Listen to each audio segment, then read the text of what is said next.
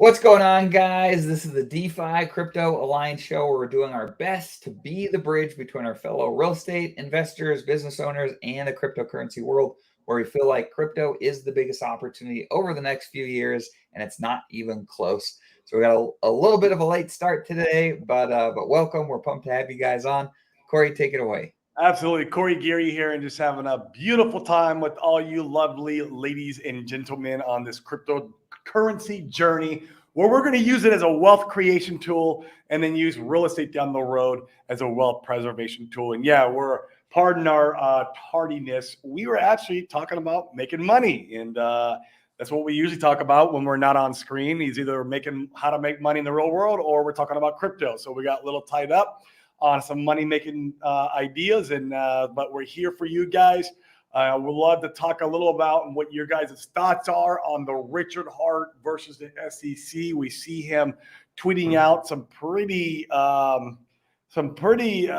crazy, case law, and he's obviously doing some pretty serious homework on the whole SEC versus crypto in general, not just SEC versus Richard Heart, but the crypto spaces in general, because really that's what it is. It's an attack on the whole entire space. And it seems to me that he's getting ready for the fight. Which does that mean we're going to draw out for 2 or 3 or 4 years? It just means that it opens up, the potential now for the SEC to fight back. They open up communication channels and actually negotiations when this starts to happen, because he's going to come back and say, "Hey, we're not going to take X, Y, and Z. We're going to go to court." And then they might say, "Hey, well, what if the settlement is this?" And then that's how it kind of.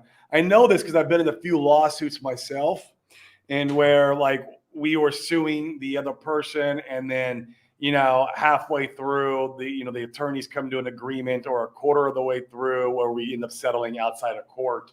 Anyways, in fact, I would say probably about 80 to 90% of the time, that's usually what happens, is people end up settling out of court before going all the way, just because it's so expensive. At least for, even for myself, it was very expensive to carry an attorney all the way through multiple court cases, because that's where attorneys make the most money, is when they're in court. They love it. They get rich doing that. It ain't writing up demand letters and stuff like that. They say the only people that win in a lawsuit is the attorneys, and that is absolutely accurate in my experience. That is 100% factual, and they don't mind how long it drags on, because their pockets are getting just loaded during that time. Right.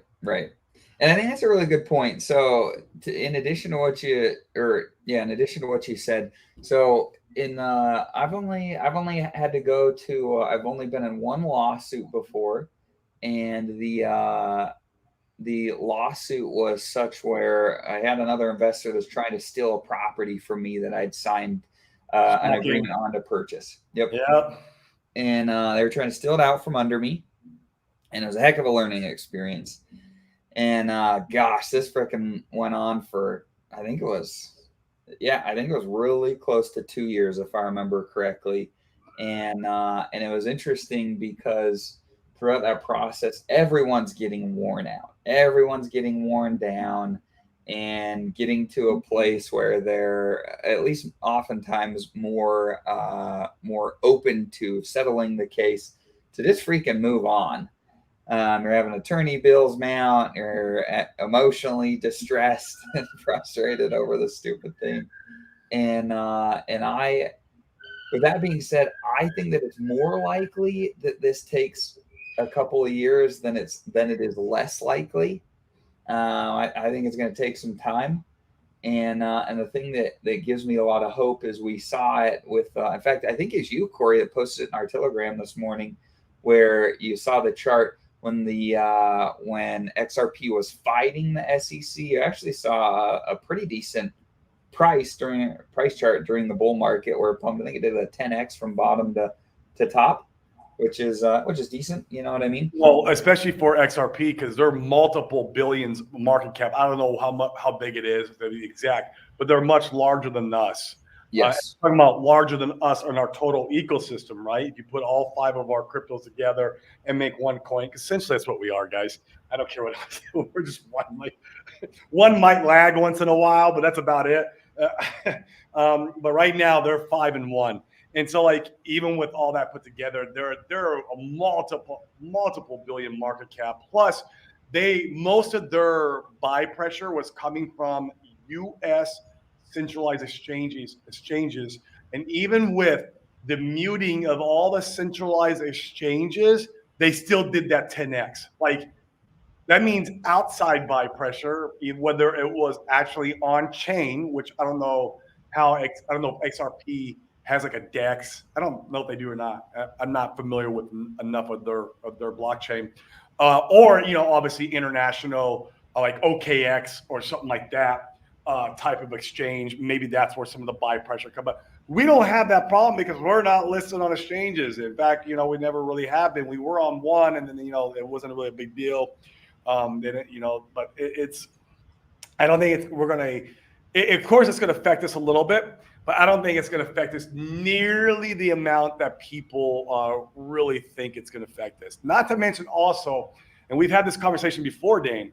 Anytime we onboard a no coiner, and usually the real estate guys we're talking to, and usually with the real estate guys, they're always looking for alternative investments to go put their money to work. It's just kind of where their thought processes are always at. And so they've always looked, they've at least looked at the space of cryptocurrency. And almost every single time when we have a call with these guys, it's what they're asking about is not Bitcoin or Ethereum, which is really odd because those are the big granddaddies of the space. And you would think that's what like everyone would still be asking about. Hey, are you buying Ethereum? What's no, you don't hear that. Or even like Solana, and Solana did really well in the last bull run, right? It did multiple thousands of X's.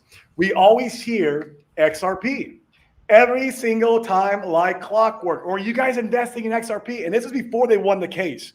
I'm talking before they won the case. Everybody would always ask, are you guys investing in XRP? What about XRP? Or they go, oh, I hold a little XRP. I would like to do something else. I would like to invest in something else, but I don't know what else there is. Like, this is the same conversations that we had over and over and over again. That's because the SEC gave the publicity that XRP, that they wanted, right? And they probably will pump pretty hard in the next bull run because so many people know about them because of the SEC. So keep that in mind as we're going through all this. It is a lot of marketing and publicity. Obviously, we'll get the full effect of it when Richard Heart wins it, or if they do settle. I hope they do reach some kind of settlement, like halfway through or a quarter of the way through. Most cases do resolve in a settlement at some point in time. It could take up to 2 years, Dane, like you said. I don't know. I feel like it's kind of it can happen. It can be anywhere. It can happen when the court cases start. It can happen, within a few months of just a settlement happening out of court, or all the way up to a couple of years of the case going all the way through. I don't really think the case will go all the way through to the end, but I could be wrong too because XRP did. So who knows? In fact, I think XRP and the library case are the only ones that did. I believe everybody else settled. Yeah. Yeah. Well, I guess the more recent, there was 2 other cases that were won on the Grayscale Trust case. I don't know if that was because of the judge ruling saying, hey, SEC, you treated Grayscale unfairly by not looking or approving at their ETF, and that you're now looking over here at BlackRock's ETF, basically.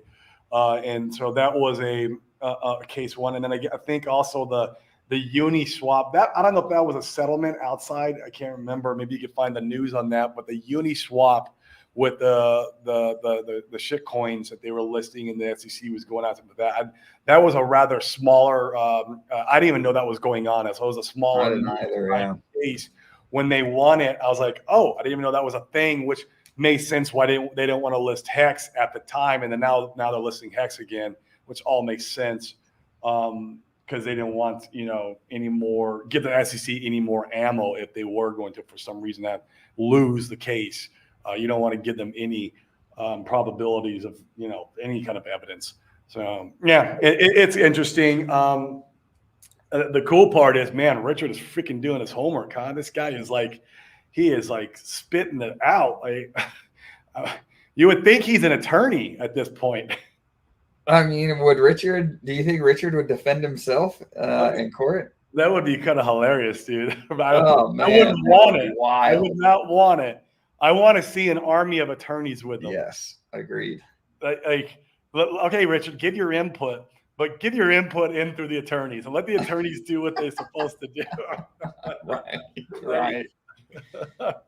Oh man, I'm hopeful. So once again, to recap, I'm with you. I think it's more likely than less that at some point it settles, so it doesn't go the full distance.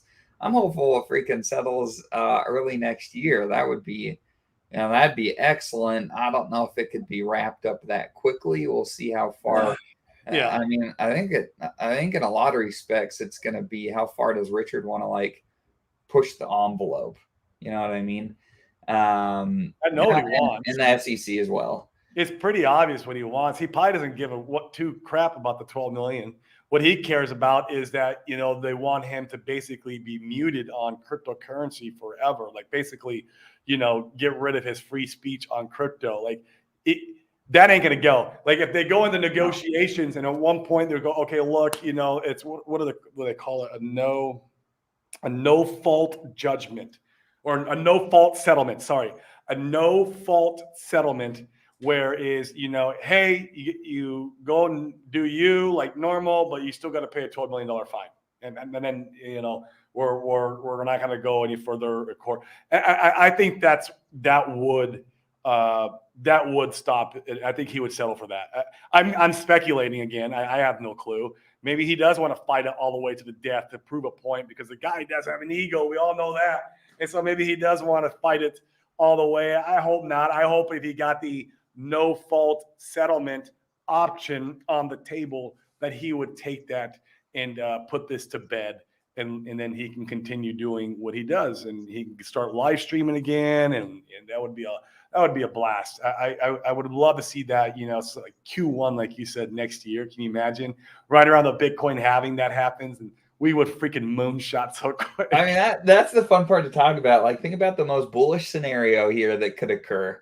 So the most bullish scenario that could occur that I would say is relatively within the realm of possibilities, reasonably so, is that they figure out some sort of Richard settles early next year, early to mid next year, with a no fault judgment of some sort.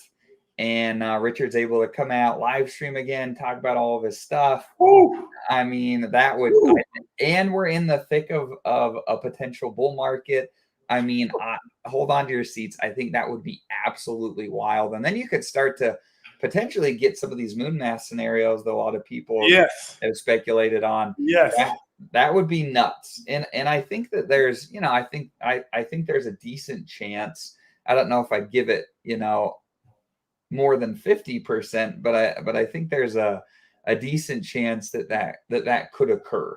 Yeah, sure. I give it a 50-50. We just don't know I give it a 50-50 of not knowing the timing. The problem is the timing. Yeah, I don't give it a 50-50. Whole thing. Yeah, I don't give it a 50-50 of happening before like Q1 of next year. I mean, there's a probability of that happening, but that's not like, because that's just very, very optimistic, and it's just not. It's unrealistic. Well, I don't think Richard's even been served yet. I don't think they've even found him. We don't know that, do we? I mean, from some of the chats that I've seen, I listened to one a few days ago. He's got a court case. Well, but my understanding, and you guys in the comments, correct me if I'm wrong, and if you know better. But my understanding is that it's just a call, like a call.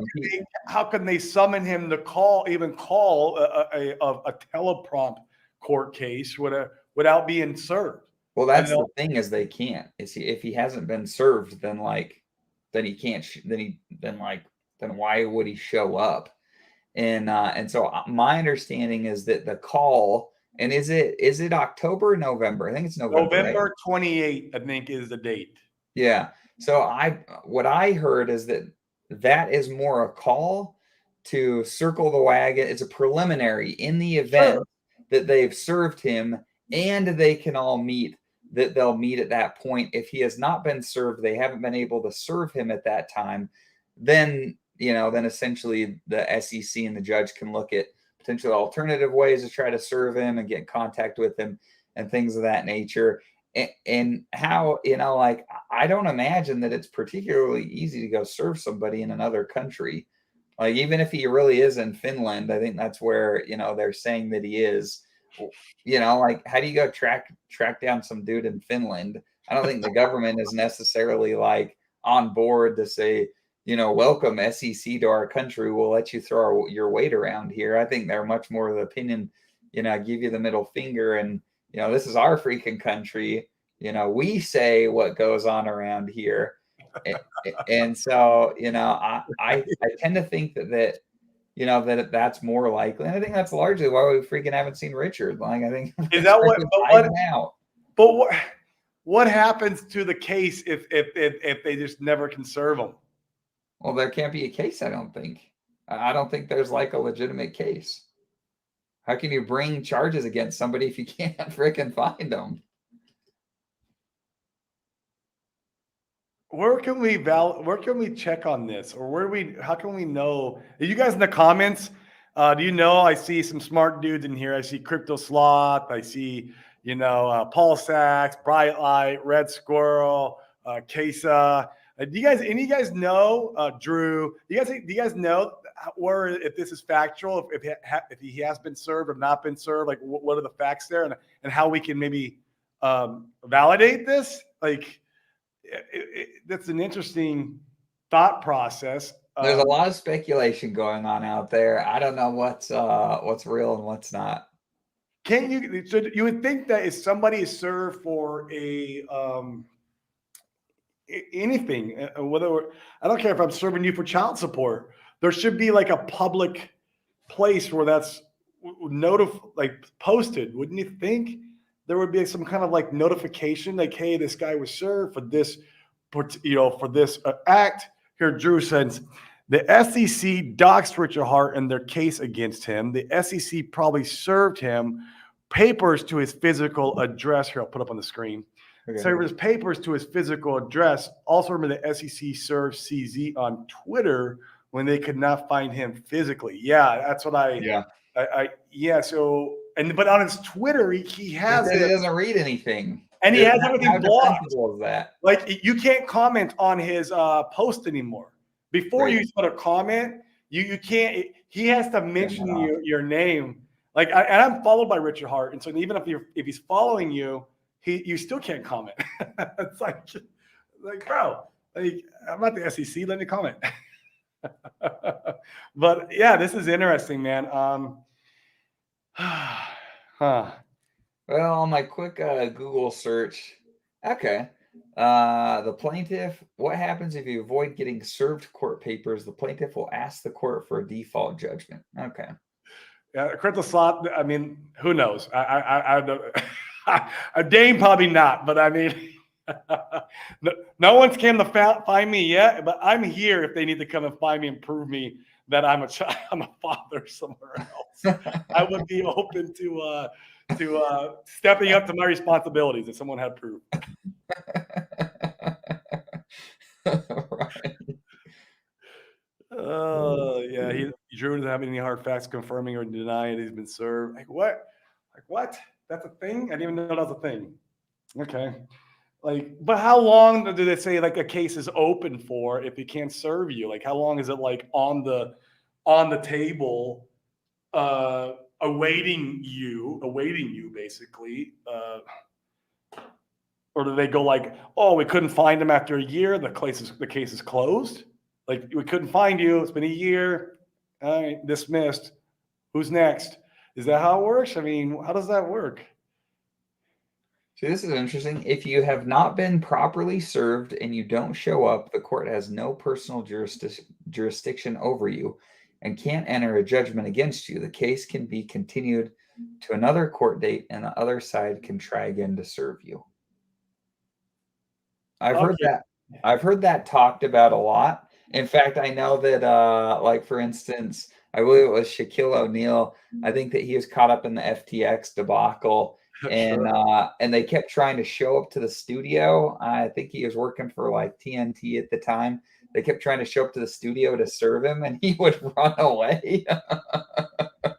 So he's trying to put it off, and they eventually found him and apparently served him properly. But yeah, it's interesting. Because if it was okay, so if it was me and I had a master plan on, and I have my attorneys all ready to go, they're all geared up. I've been doing my homework. Like I would want to be served quicker so I can get the show on the road. Like, let's get this going. Like, I want to get this going because the quicker we can get it going, the quicker we can get it behind us, and the quicker we can move on with the show. That's the way I think about it. But Yeah, time and time again, it's been shown that Richard does not think like most of the rest of us, though. That is a fact. yeah. It's There's a hard. lot of things I would have done differently with Pulse Chain launch and Pulse X and how that was all handled. Richard thinks very differently than many of us do. Yeah, this is facts. This is Yeah. absolute facts. But I don't know, like theoretically, if this information is true, that if you're never properly served, that they can't actually bring a judgment against you. I mean, like, I don't want to jinx it. Let me knock on some wood. That's wood enough. It's not a DOJ case. So, like, a DOJ case, depending especially on the criminal charges they were, pursuing. A DOJ, I could see infiltrating like a Finland, right? Like another country, and they're like, no, yeah, look, and that's a lot more serious deal. yeah. You're like, look, you're harboring a mass murderer, or you're harboring a terrorist, you're harboring what, they need to come in and get that. Like, then the country's gonna be like, oh yeah, like that shit. Like this guy, we don't want him in our country either. Like, come and get him. Like, I can see that really playing out. But like an SEC thing, like, hey, this guy, he sold some securities maybe on some commodities that have free speech. I don't know. In fact, it might be more advantageous in that scenario with the SEC trying to figure out what they're going to do right now. It might be more advantageous to be like later in the line than earlier.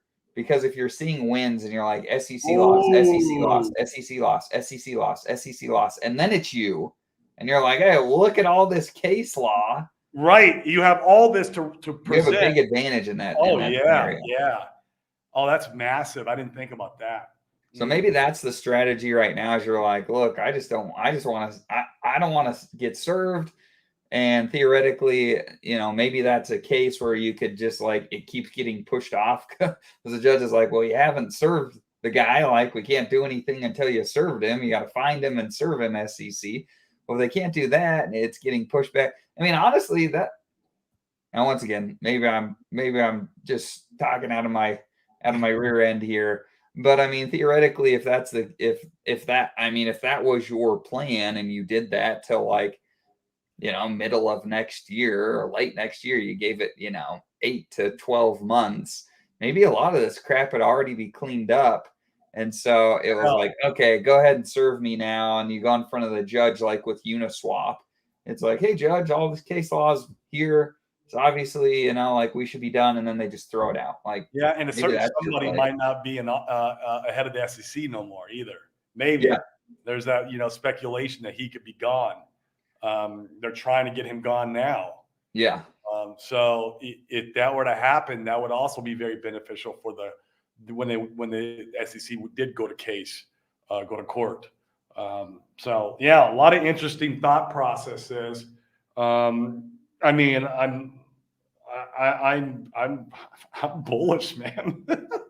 Yeah, I'm too. I'm bullish, man. It's like I'm so excited to be here with all you guys.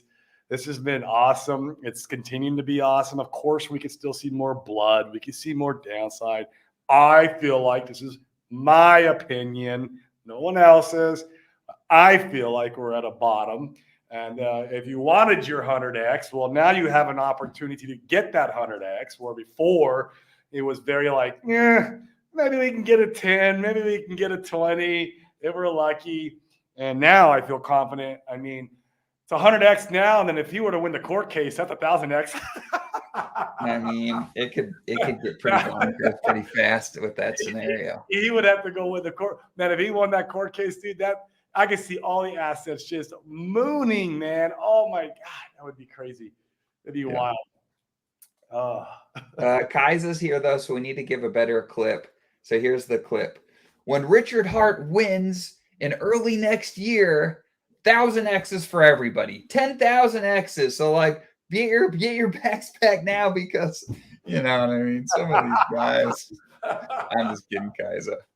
No, but once again, I think that there's a scenario that I think there's a scenario where the court case could get dismissed or settled relatively quickly, maybe middle of next year, and and we've and we're on our way. That could be super bullish. It could be super, super bullish. So and if not, man, I still feel like we'll have a nice, decent pump. We'll have gas in the tank, just how the XRP did. I feel like because of the community, and I know we've talked about this blue to the face, right? So many times on this show, the community in the building on Pulse Chain has literally took the bull by the horns and is pushing it forward, and we will have some face melting gains in the bull run because of that one reason alone, is because of our community, because of the builders, because of people like Buck and Alex and Power City and Mintra and all these guys that are building. I know a lot of people are like, oh, well, they're not out yet. Well, they're waiting for the Oracle. So wait till the Oracle come, which is obviously going to be, I think, this month. And the reason why I'm saying that is because I know PulsePot's supposed to launch on October 2nd. And PulsePot needs the Oracle. They have to have it. There's no two ways about it with that protocol operating without an Oracle. So I feel like we're going to have I don't know if we mentioned this yesterday, but a DeFi fall, if you will, instead of a DeFi summer, that October, it's really going to start taking off. So I'm excited, man, what's going on. And I've never been more bullish. Yeah, that's a good question. From Liam, do you think a settlement would put a money target on the backs of other projects which ran sacrifices? Yeah, I mean, depends on people want to report it. Exactly. And if people That's the hard thing is a freaking SEC will give you 30% of the 30% of the takings if they settle. That's the part that freaking eat at me the worst if I'm Richard. The 12 million, is that really a big deal, Richard? The money itself probably is not. But the fact that freaking, what is that? 30%? Is that it's like 12 million, right? Well, no. I apologize. Of the 12 million. Of the 12, right. Of the 12 4 million goes to the people that reported it. Oh gosh, that would just eat at you. Yeah. That would be annoying. It's the wrong way to do things, in my opinion. Yeah. But I don't know. Yeah. Is there, I don't know. My opinion, and once again, we could be totally wrong on this one. I think that frankly, I think Gary Gensler's time is numbered. And I think that we'll see changes to that department next year, potentially. Maybe it's end of next year around the election cycle, or maybe it's early the following. I just don't think Gary's going to be in there a lot longer. I think there'll be a lot more clarity around crypto and the SEC, ideally next year. And I think that will bring safe harbor to a lot of these different protocols. I mean, look, if you can perform, that's the thing right now. Is I find it incredibly frustrating that a lot of these protocols that raised over $10 million.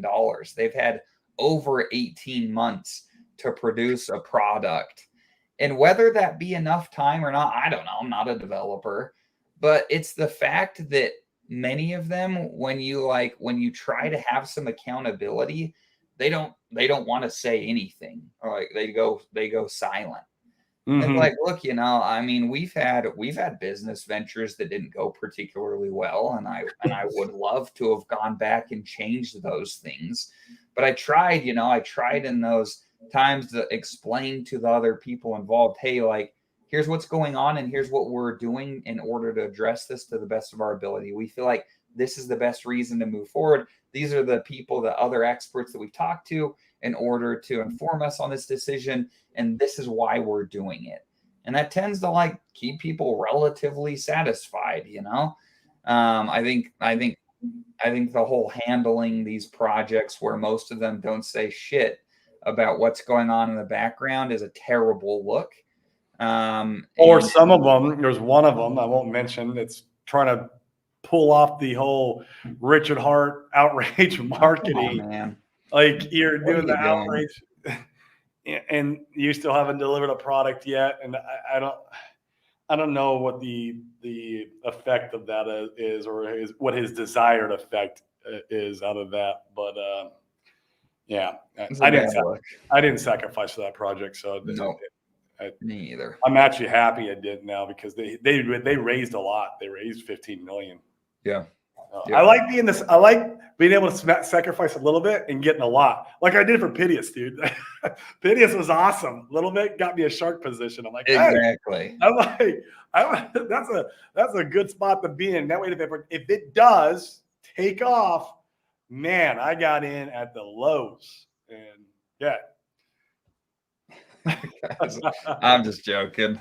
No, we appreciate everything you do. In fact, if you guys aren't following Kaiza on Twitter, He's you need to awesome. make sure that you do some of the best clips, so you can get the best information. Doing just excellent work there. We really appreciate Kaiza. Yeah. Yep. So on another positive note, it sounds like the PH team is trying to launch Fame next week. It's good. Testnet tokens are available. You can go and mint your own testnet tokens on Fatty if you sacrifice for that one, and you can go and try out the testnet, which is cool. Theoretically, that they're pushing for it to be released next week. The PH team, man, the PH team is unique. Those freaking guys. I don't know how the output is so high. I think they only have 2 devs. Dev 1 and Dev 2. Yeah, that's what they're called.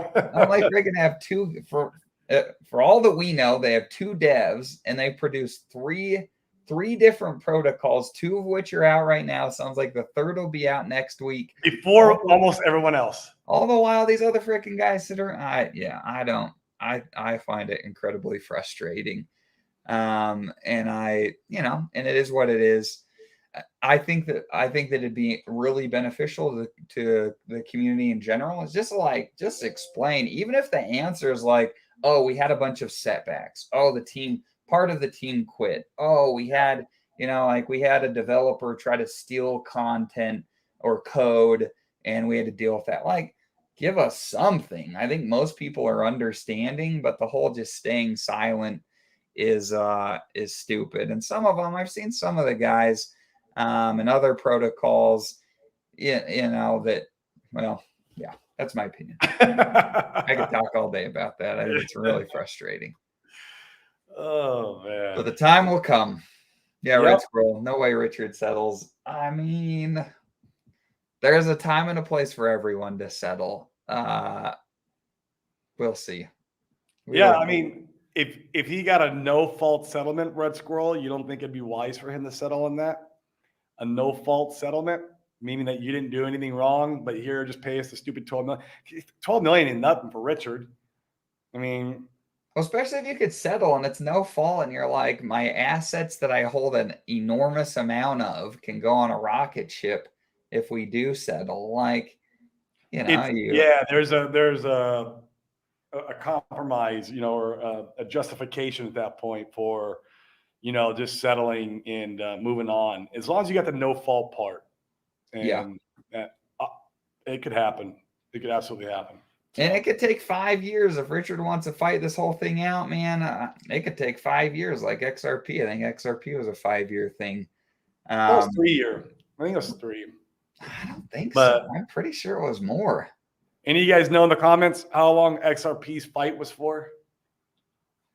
See if anybody knows. It's still bowing. Yeah, it's still bowing to the SEC.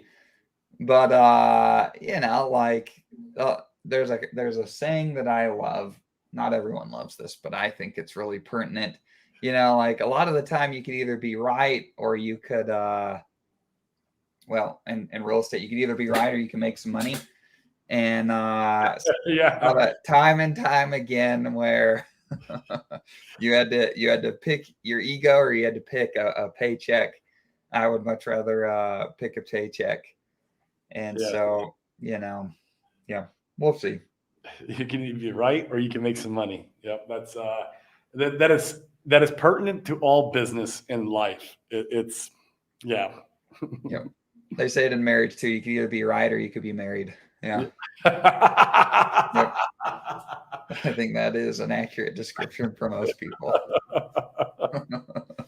All right, cool guys. We appreciate you tuning in today. It's always helpful to have your feedback. Lots of very smart individuals on the show, and we appreciate you guys coming here. You guys make the show what it is, and we're here to pump everybody's bag. So if you haven't already, smash the like, subscribe.